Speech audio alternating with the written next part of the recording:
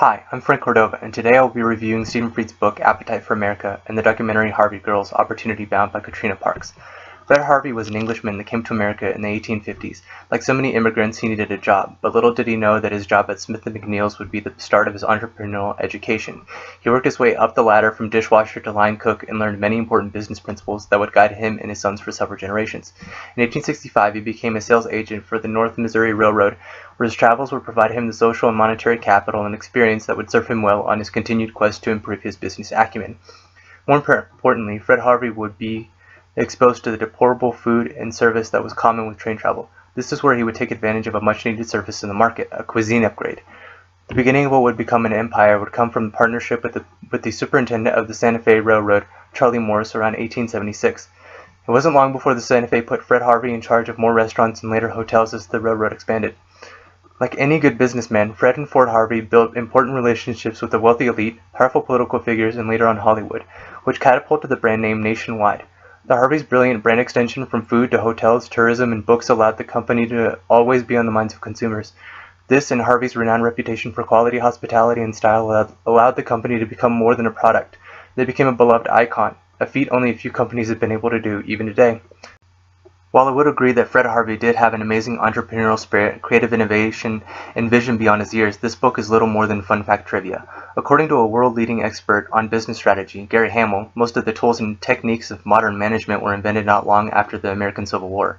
A radical overhaul is needed to upgrade managerial tools to be more effective in today's business world. This makes much of Fred Harvey's managerial contributions antiquated and in some cases counterproductive.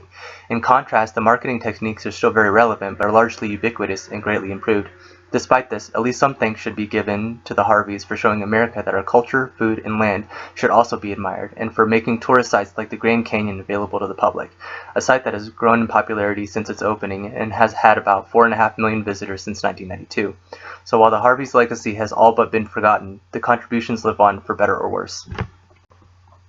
Both Stephen Fried and Katrina Parks portray Fred Harvey as having an overall positive influence on over 100,000 women in the West, spanning nearly a century of service. The allure of adventure, decent wages, and a near guarantee of finding a good husband was more than enough to entice generations of women to the Harvey service. The women were hired by HR executive Alice Steele, an unprecedented position for women at that time. The women were hired based off of ambition. They could not be married and no previous waitressing experience. The women had strict rules of etiquette, dress, and curfews. These rules were meant to keep the women safe and placate the communities that viewed these women as classless and deserters of their womanly duties.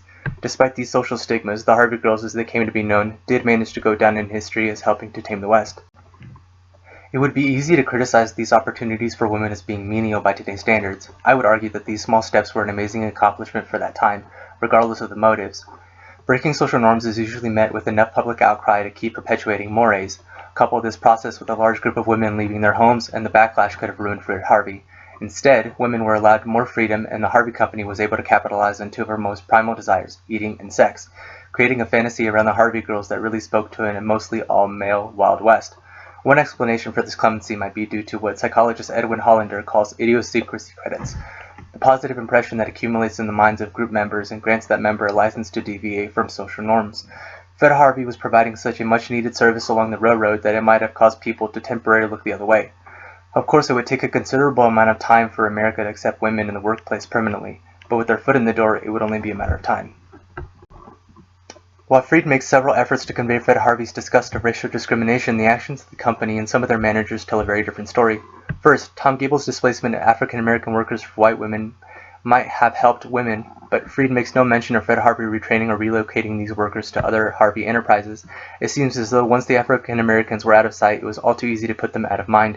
Managers at locations in Texas and New Mexico weren't even prevented from having designated colored areas, making it painfully obvious that some morals have to take a back seat if it interferes with business. Second, and perhaps even more appalling, was the Harveys' exploitation of the Native Americans. Every part of their culture was hijacked and sold for a price. They were put on display for tourists to view as living artifacts as they made jewelry or blankets to be sold later on, or the snake dances performed at command as though they were trained dogs. Objectifying these people doesn't elevate their status, like Schweitzer and Harvey claimed they wanted. It dehumanizes them, normalizes the exploitation, which allows the cycle to be perpetuated. The persecution and bigotry would last well into the 20th century.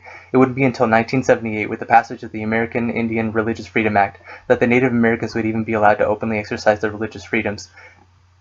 Freed even tries to justify Schweitzer's cultural coup by claiming that his exploitations might have saved Navajo rugs from going extinct, a small silver lining at best, but it doesn't change the deplorable actions of the Harvey Company.